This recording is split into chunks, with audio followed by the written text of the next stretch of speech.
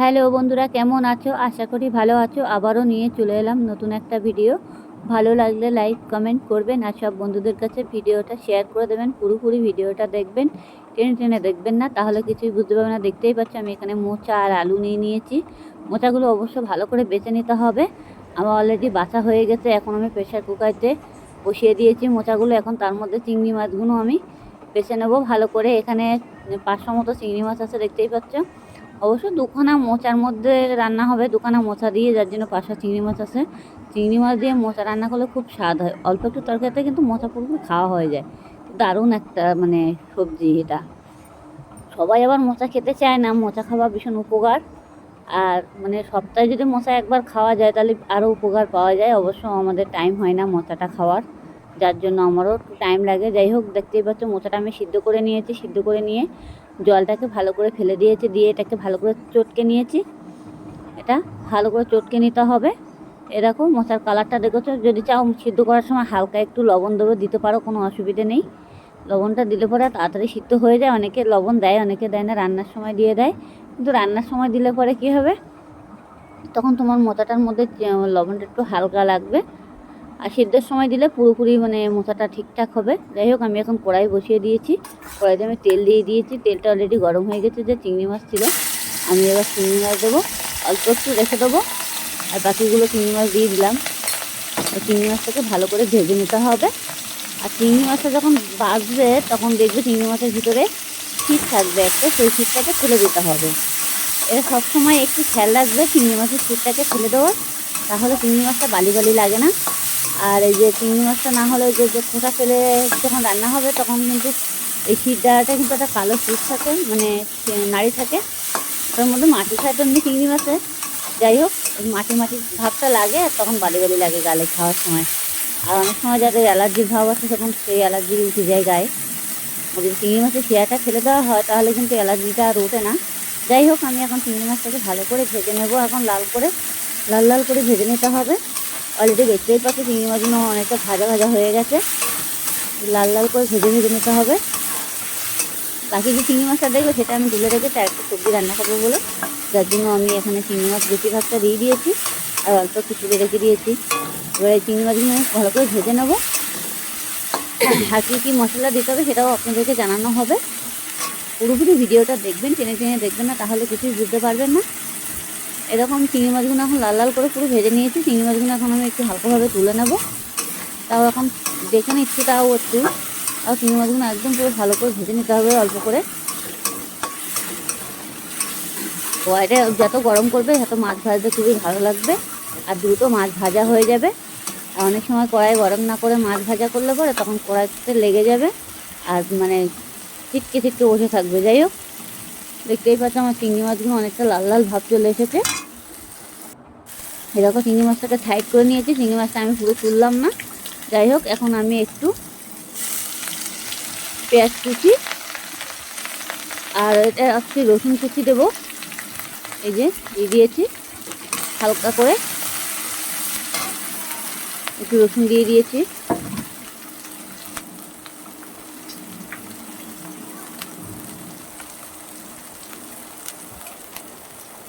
এবার একটু পেঁয়াজ দিয়ে দিলাম।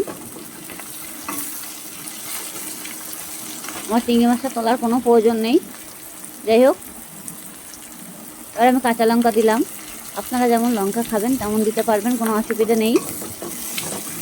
আর এমনিতে সবজিতে বেশি লঙ্কা না দেওয়াই ভালো। অবশ্য বাচ্চারা যখন খাবে তখন শিখাবে। আমাদের এমনিতে বেশি লঙ্কা খাওয়া হয় না, দেখতেই পাচ্ছ কতটুকু লঙ্কা দিয়েছি।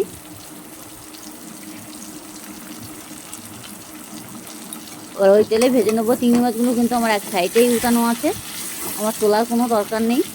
আপনারা যদি মনে করবেন যে তুলে নেবেন, নিতে পারো, তাহলে কোনো অসুবিধা নেই। সবাই তো আবার সাইড করে রাখতে পারবে না, না। যাই হোক, আমি এভাবে ভেজে নেব মশলাগুলো। একটু পেঁয়াজ কুচি দিয়েছি, একটু রসুন কুচি দিয়েছি, আর কটা লঙ্কা দিয়েছি। এবার আমি আলুগুলো দিয়ে দিচ্ছি। আলুগুলো ভালো করে ডুমো করে কেটে রেখেছিলাম ছোটো ছোটো করে। এই যে এখন ছোটো ছোটো করে ডুমো করে কেটে নিতে হবে। কেটে নিয়ে আলুগুলো ভেজে নিতে হবে ভালো করে। ভাজতে ভাজতে দেখবে আলুগুলো অনেকটা সিদ্ধ ভাব হয়ে যাবে। এভাবে একটু ভেজে নিতে হবে আলুগুলো। এবার চিংড়ি মাছগুলোর সাথে পুরো আলুগুলো দিয়ে দিলাম, চিংড়ি মাছগুলো নামিয়ে দিলাম কড়ার মধ্যে দিয়ে এটাকে ভালো করে ভেজে নিতে হবে।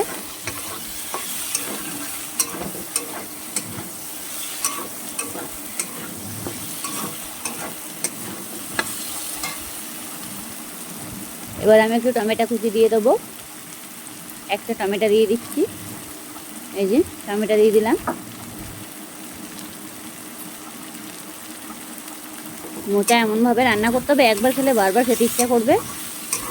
ঘরে বসে অতি অবশ্যই চেষ্টা করুন মোচা রান্না করে। মোচা কীভাবে করবেন পুরোপুরি ভিডিওটা দেখে নিন, দেখে সেভাবে করুন, কিন্তু মোচার স্বাদই কিন্তু আলাদা। সব সবজি ছেড়ে মোচাই খেতে ইচ্ছে করবে। যাই হোক, আমি মশলাটা ভালো করে ভেজে নিয়েছি, নিয়ে এখন আমি এটাকে সবজিটা ভালো করে কষাই করে নিচ্ছি। একটু হলুদ দিয়ে দিচ্ছি,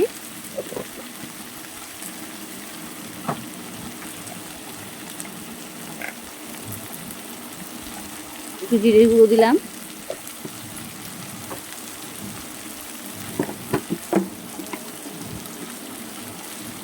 লবণ দিলাম, যেটুকু লাগবে লবণ সেইটুকু দিতে হবে, বেশি দেওয়া যাবে না, যেটি পুড়ে গেলে লবণ তখন ভালো লাগবে না।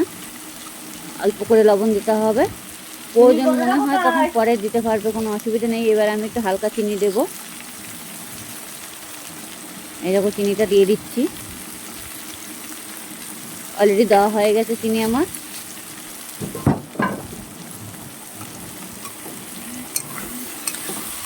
এবার এটাকে ভালো করে নাড়তে হবে, গ্যাসটাকে আমি একটু লো করে দেব।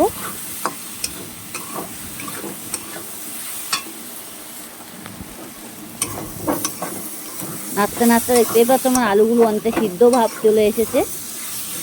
যেটিও আমার মোচাটা সিদ্ধ করা রয়েছে, আলুগুলো আরও যদি ভাজতে ভাজতে সিদ্ধ হয়ে যায় তাহলে তো আরও বেশি ভালো হবে।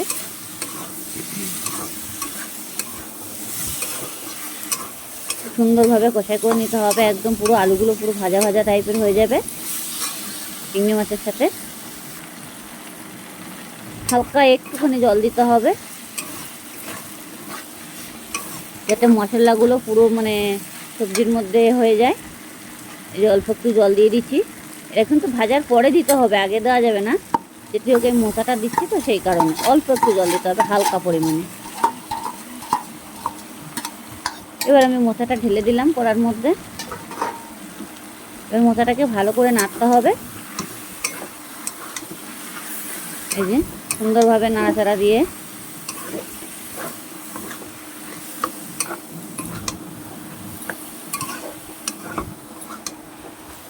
মোচাটার কালার কিন্তু অন্যরকম হয়ে যাচ্ছে নাড়তে নাড়তে, একদম পুরো এত সুন্দর একটা কালার চলে আসবে। এখন থেকেই এই কালার চলে এসেছে, অবশ্য দেখতেই পাচ্ছি আমি কিন্তু কোনো গুঁড়ো লঙ্কা ইউজ করিনি। আর মোচাটা গুঁড়ো লঙ্কা না দেওয়াই ভালো, তাহলে মোচার স্বাদই থাকে না। অনেক সময় অনেকে দেয়, কিন্তু দেওয়া যায়, কিন্তু সেটা একটু কালার আনার জন্য মোচাতে গুঁড়ো লঙ্কা ব্যবহার করা হয়। আপনারা চাইলেও দিতে পারো, কোনো অসুবিধা নেই তাতে। এটি হোক আমি দেইনি। আমি আবারও বলছি মোচার মধ্যে কী কী দিয়েছি।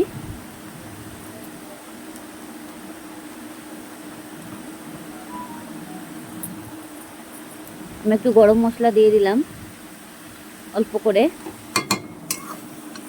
মোচার মধ্যে দিয়েছি একটু পেঁয়াজ, একটু রসুন, কাঁচা লঙ্কা, জিরের গুঁড়ো, হলুদ, লবণ, হালকা পরিমাণ চিনি, এগুলো দিতে হবে। দিয়ে ভালো করে কষাই করে নিতে হবে। আপনারা চাইলে আলুটা আগে ভেজে নিতে পারো, কোনো অসুবিধে নেই। এটিও চিংড়ি মাছটাকে আমি ভেজে নিয়েছিলাম, নিয়ে চিংড়ি মাছটাকে ভাজার পরে তারপরে আমি মশলাগুলো চিংড়ি মাছটা সাইড করে দিয়ে মশলাগুলো ভেজে নিয়ে তারপরে আমি আলুটা চাপিয়ে দিয়েছি, দিয়ে আলুটাকে ভেজে নিয়েছি। আলুটা ভাজার পরে তারপর আমি মোচাটা ঢেলে দিয়েছি। মোচাটা এখন ভালো করে নাড়তে হবে, আর দেখবে যখন মোচাটা কড়ার সাইডে সাইডে লেগে যাবে একটু হালকা খুন্তি দিয়ে দিয়ে একটু করে দেবে, নেড়ে চেড়ে দেবে, তাহলে আর লাগবে না। না হলে অল্প থেকে যদি না নাড়া হয় তাহলে মোটা হয়ে গেলে তখন পুরোপুরি তখন ধরে যাওয়ার সম্ভাবনা থাকবে। মোচাটা একটু যত নাড়বে তাতে সবজি টেস্টি হবে, খেতেও দারুণ লাগবে।